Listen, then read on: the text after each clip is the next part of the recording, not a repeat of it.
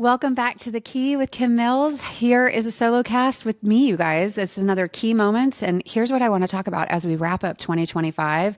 I want to talk about, as the year comes to a close, what are we thinking about in 2026? And I want to encourage us to really think about less instead of more. So let's get into it. As this year comes to a close, there's a lot of noise about adding more. It could be more goals. There's always this pressure to have more goals. There's this pressure to create more habits or have more plans. And honestly, it just feels like more pressure. I really want to offer a different idea, one that changed my life over the years, and I'm still working on it, but it has created a really positive impact.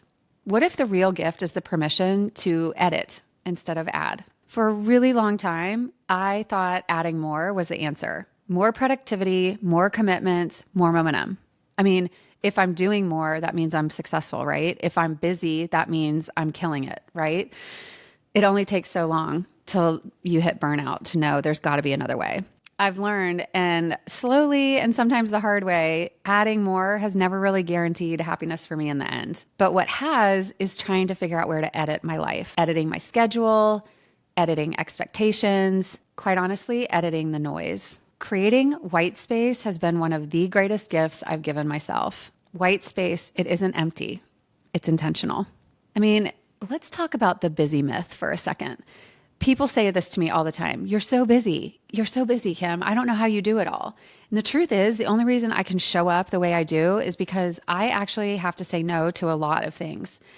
What people don't see are the invitations I decline, the commitments that I've edited out, and the choices I've made to protect my time. I don't say no because I don't care. I say no, candidly, because I do. I also remember somebody telling me that if you say yes and it's half-hearted, you're actually saying a half-hearted yes to somebody's hell yes.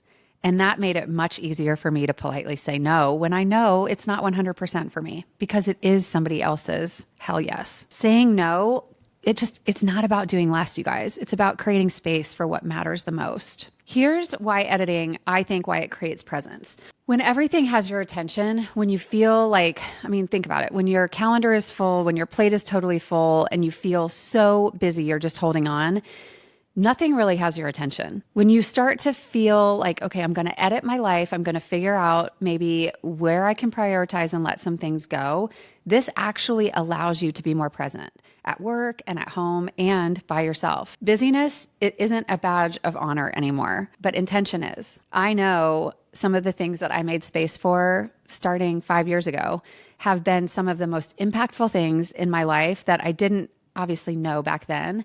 But if I would not have created space for those things, I would be a little bit empty in that fulfillment bucket. The big one for me that comes to mind is coaching swimming. It has been so much fun working with these high school girls. But at the time when I was first approached about coaching swimming for our high school girls team, I immediately sort of panicked, like, I don't know how I'm going to do that. So it was a very quick no, but it wasn't an intentional no. It was more of a panic no.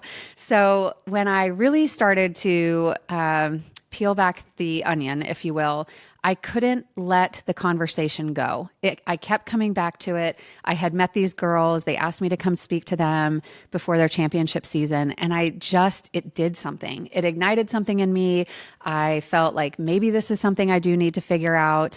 And with the encouragement from my husband saying like, maybe this is something you really need to think about doing, I had to figure out how to create space for that. So I had to say no in certain places so I can physically clear my calendar so I can be present when I'm on the pool deck with these girls.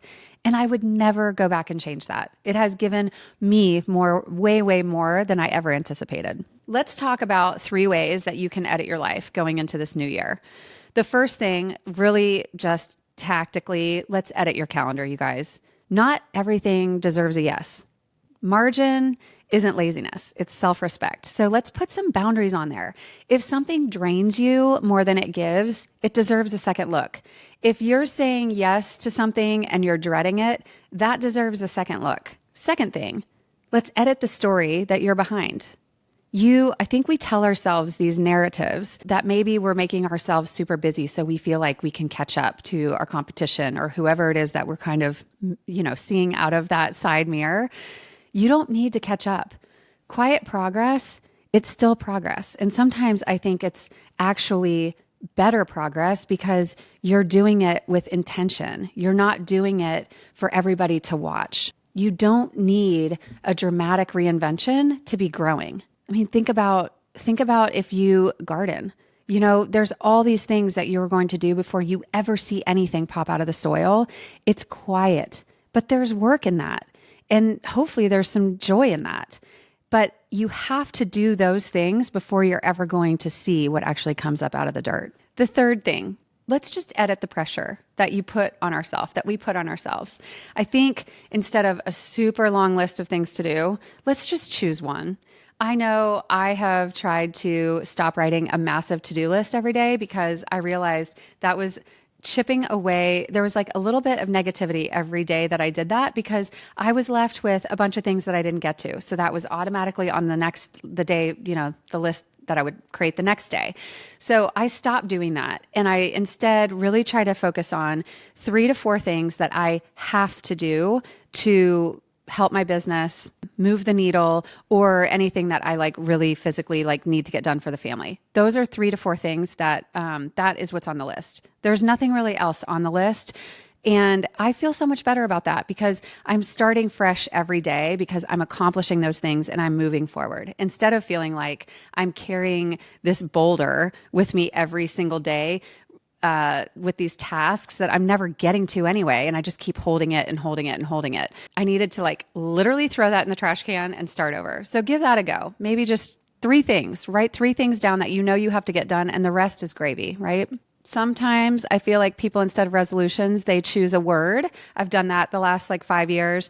And, sometimes I kind of come back to the same word. So maybe try that. But I think finding something that feels supportive and not judgy, finding something that is grounding instead of feeling like you have to reinvent yourself within a 24-hour period of time, something that feels like permission to explore, permission to edit, permission to pause instead of pressure. I think if we can start using those kind of phrases to ourselves, it already to me I find that it feels more exciting. It feels more genuine. And I feel like it's more motivating to continue to move forward in whatever you're doing. So in closing, as we jump to 2026, you do not need a perfect ending to this year. No matter where you are when you're listening to this, I really hope that you can find some peace and you can find some joy and you can reflect back and find some sort of light in what has happened in 2025 for you to start anew in 2026. But before you add anything new, please ask yourself first what you could gently let go of. What are you carrying around that maybe you don't really need to carry around anymore? Less hasn't made my life any smaller. In fact, it's made it feel much more impactful and fuller, and it just might do the same for you. Thank you guys so much for tuning in. Cheers to you in 2026. New episodes drop every Tuesday. Please subscribe and share this with a friend so you don't miss the next conversation. I'm really excited to be on this journey with you. Until next time, remember, the key is in the details and the journey is just as important as the destination.